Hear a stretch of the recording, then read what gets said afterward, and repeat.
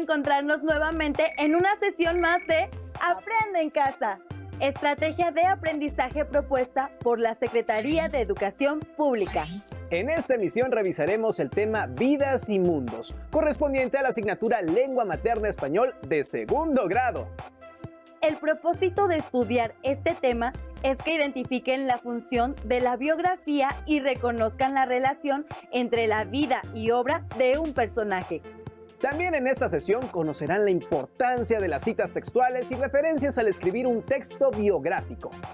Les pedimos toda su atención y concentración, pues recuerden que deben anotar sus ideas principales y preguntas para que las contestes e integren a su carpeta de experiencias, la cual compartirán con su docente. Antes de comenzar, recuerden tener a la mano hoja y lápiz. ¡Comenzamos! Recordarán que hemos escrito textos para compartir conocimientos, por ejemplo, las monografías, documentos que sirven para reforzar las habilidades de estudio. Además, podremos definir en qué consisten las biografías, textos que usamos para compartir lo que hemos estudiado sobre la vida y la obra de una persona.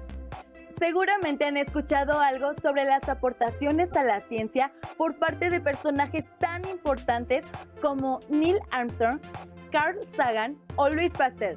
O sobre la labor de Mahatma Gandhi y Martin Luther King, defensores de los derechos humanos. Resulta interesante identificar la labor de estos personajes, conocer su vida, ya que esto nos permite comprender mejor cómo llegaron a trascender. Un texto biográfico es la narración sobre la vida de una persona, pero ¿para qué la leemos? ¿Para qué lo escribimos? El siguiente video les permitirá reflexionar sobre la función de las biografías y les dará algunos ejemplos sobre personajes cuya vida y obra merece ser reconocidas.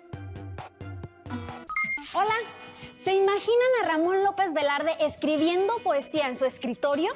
Yo sí, porque estuve leyendo su biografía y me interesó tanto que me dieron ganas de conocer más sobre cómo vivió. Por eso vine a este museo que hicieron en su casa. ¿Alguna vez han leído la biografía o los datos más importantes de la vida de alguien? ¿Saben para qué se escriben? ¿Por qué es interesante leerlas? Vengan, los invito a conocer algunos datos sobre la vida y obra de personajes célebres a partir de sus biografías. Oigan, ¿de quién hablarán en la exposición del viernes? He pensado en Martin Luther King, Galileo Galilei y Marie Curie. Yo escogí al Che Guevara. Quiero saber por qué es tan conocido. Mis papás hablan mucho de él. ¿Y dónde podemos encontrar la vida y obra de personajes célebres? En las biografías. Sí. La biografía es una narración acerca de la historia de vida o de algunas etapas fundamentales de la vida de una persona, que por lo general es reconocida o famosa por sus acciones, aportaciones o capacidades. Generalmente, la información biográfica se ordena cronológicamente, desde su nacimiento hasta su muerte.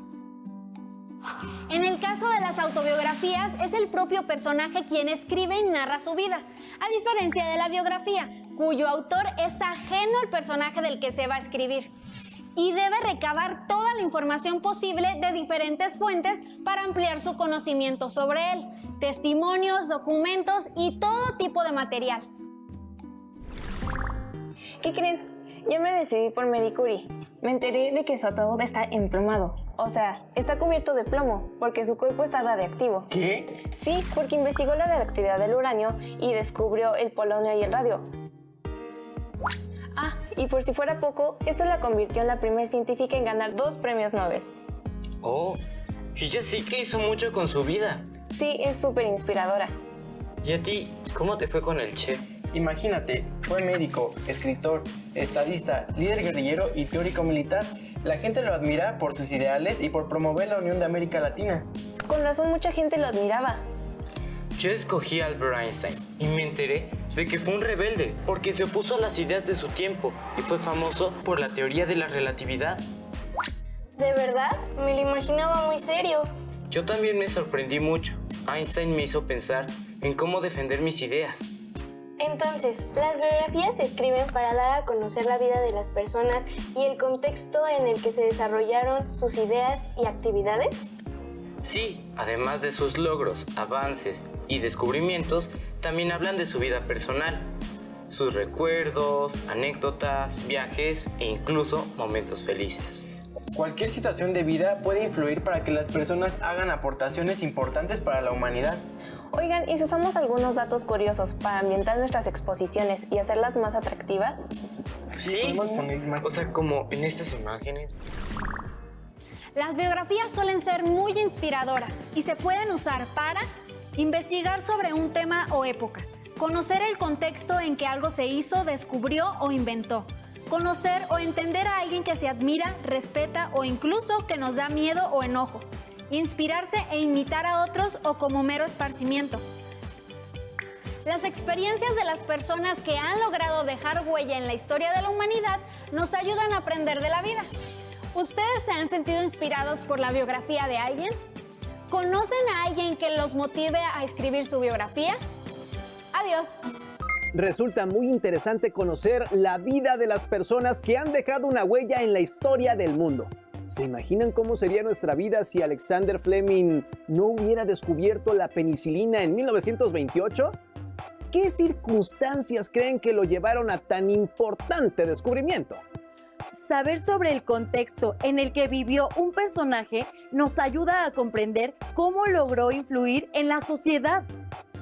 A continuación, verán un video en el que se presentan algunos datos biográficos del escritor nicaragüense Rubén Darío. La información está intercalada con pasajes de su vida que él mismo escribió. Pongan atención a la relación entre su vida y su obra. Bienvenidos. Hoy conoceremos un poco sobre el poeta Rubén Darío. Comenzamos. Mi primer recuerdo. Debo haber sido a la sazón muy niño, pues me cargaba a horcajadas en los cuadriles como se usa por aquellas tierras. Es el de un país montañoso, un villorrio llamado San Marcos de Colón, en las tierras de Honduras, por la frontera nicaragüense. Una señora delgada de vivos y brillantes ojos negros. Negros... Puedo afirmar seguramente, mas así lo veo ahora en mi vago y ensoñado recuerdo. Blanca, de tupidos cabellos oscuros, alerta, risueña, bella. Esa era mi madre.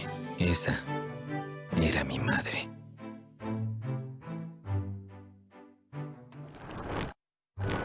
Félix Rubén García Sarmiento nació el 18 de enero de 1867 en Metapa, Nicaragua. Su tatarabuelo se llamaba Darío y a sus descendientes se les conocía como los Darío, nombre que Rubén adoptó en el mundo literario. Se dice que su amor por las letras comenzó a muy temprana edad. Aprendió a leer con fluidez a los 3 años gracias a su tía Bernarda.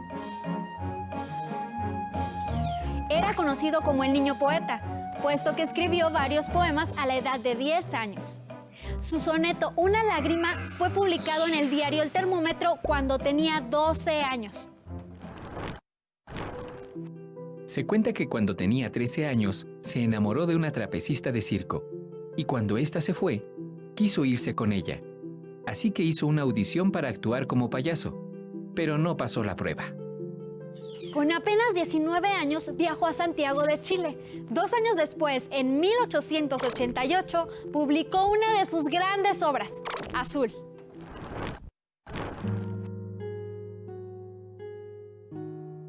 La Virgen de la Paloma.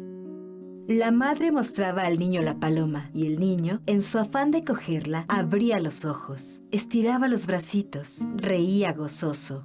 Y su rostro al sol tenía como un nimbo, y la madre, con la tierna beatitud de sus miradas, con su esbeltez solemne y gentil, con la aurora en las pupilas, y la bendición y el beso en los labios, era como una azucena sagrada, como una María llena de gracia, irradiando la luz de un candor inefable. El niño Jesús, real como un Dios infante, precioso como un querubín paradisiaco, quería asir a aquella paloma blanca bajo la cúpula inmensa del cielo azul. El gran poeta nicaragüense fue el indicador y principal promotor del modernismo en la lengua castellana. Rubén Darío condujo la literatura en lengua española a la modernidad, al liberar a la poesía de las formas tradicionales y encaminarla hacia la búsqueda de la belleza en lo sensorial, la luz y el color, aunque seguía muchas reglas de la poesía tradicional. Las experiencias vividas en su búsqueda por encontrar lo puro, lo bello y lo nuevo incluyeron desde el cosmopolitismo y lo exótico hasta el escapismo y el misticismo. Fue reconocido también como padre del modernismo. Entre sus obras principales están Azul, 1888, Prosas profanas, 1896 y Cantos de vida y esperanza, 1905. El siguiente poema es representativo de su poesía en la guerra. Representa un tributo a su persona y a los valores de libertad que defendió. Escapismo, evasión o huida mental de la realidad. Canción de otoño en primavera. Juventud, divino tesoro, ya te vas para no volver. Cuando quiero llorar, no lloro, y a veces lloro sin querer. Plural ha sido la celeste historia de mi corazón. Era una dulce niña en este mundo de duelo y de aflicción.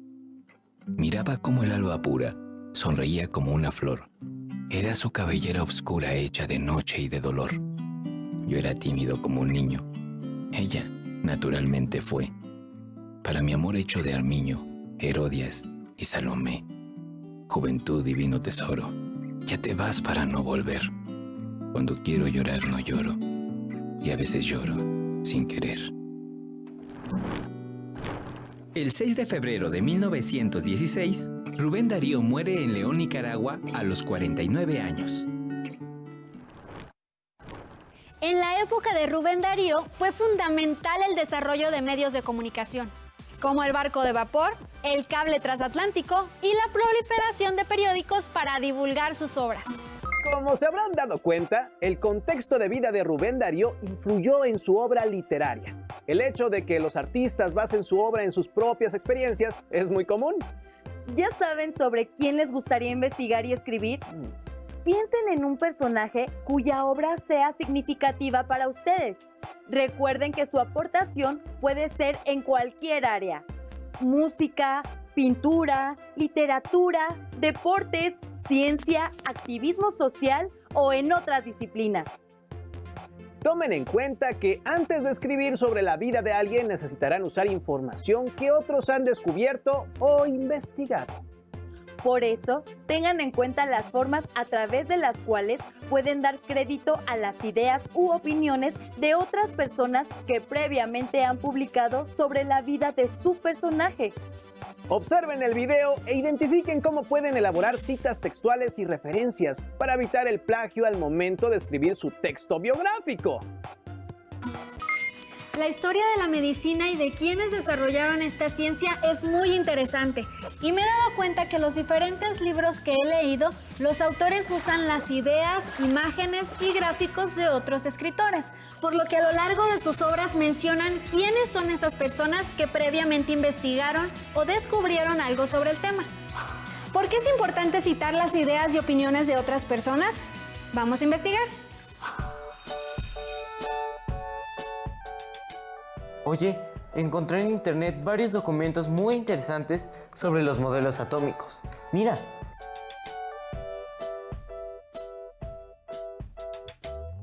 Yo traje algunos libros de la biblioteca. Sugiero que vayamos anotando las fuentes de todo lo que estamos usando para conformar la bibliografía que irá al final de nuestro trabajo. Precisamente, por eso estoy buscando información sobre la forma correcta de citar nuestras fuentes y he encontrado varias normas.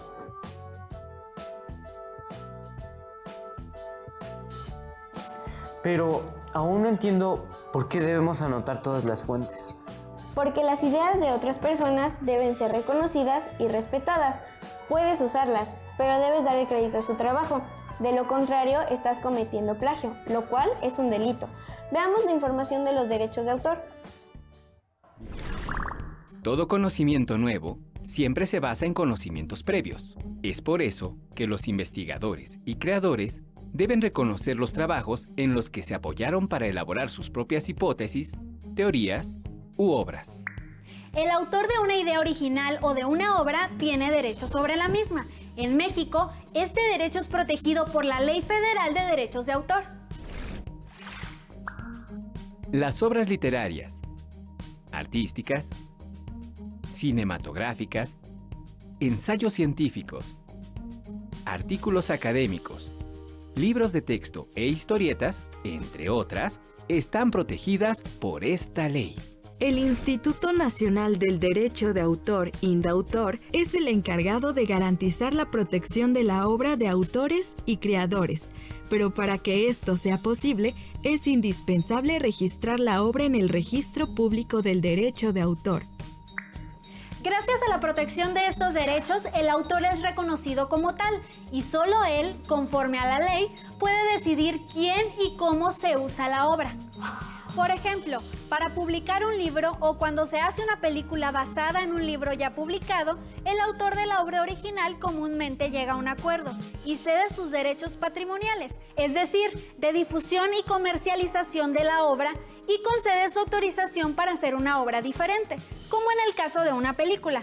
Sin embargo, en los créditos siempre deberá aparecer su nombre, porque la ley protege su derecho moral como autor.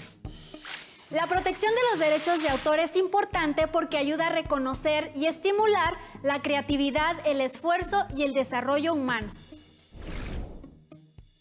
Ahora que sabemos la importancia de citar las ideas y opiniones de otras personas, ¿cómo ves si desarrollamos nuestro trabajo con las citas que corresponden? En el libro de Ciencias y Tecnología Física, volumen 1, hay un párrafo que podemos usar para empezar. Te lo leo. No obstante, fue John Dalton, 1766 a 1844, matemático y químico británico, quien estableció los principios fundamentales del modelo atómico, pues afirmó que toda la materia está formada por átomos de diferentes masas, indivisibles e indestructibles. Suena muy bien. Si lo usamos completo y sin cambiar nada, sería una cita textual. Así es, pero como es una cita extensa, no se usan comillas, sino que el párrafo se coloca fuera del texto, para lo cual podemos usar una sangría. Y al final del párrafo se anota, entre paréntesis, el primer autor o los autores, el año en el que se publicó y el número de página de donde se obtuvo la información.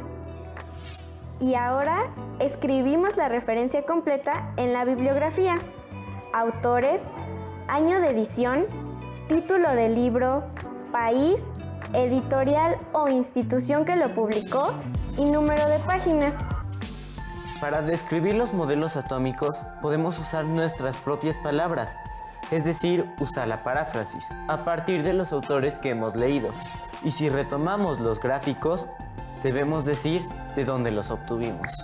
Creo que nuestro trabajo va a quedar muy completo y con excelentes citas.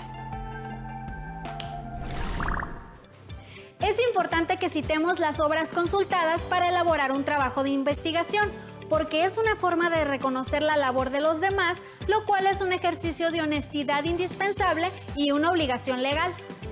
Además, eso dará valor a nuestros argumentos y al trabajo de investigación que hayamos realizado. Adiós.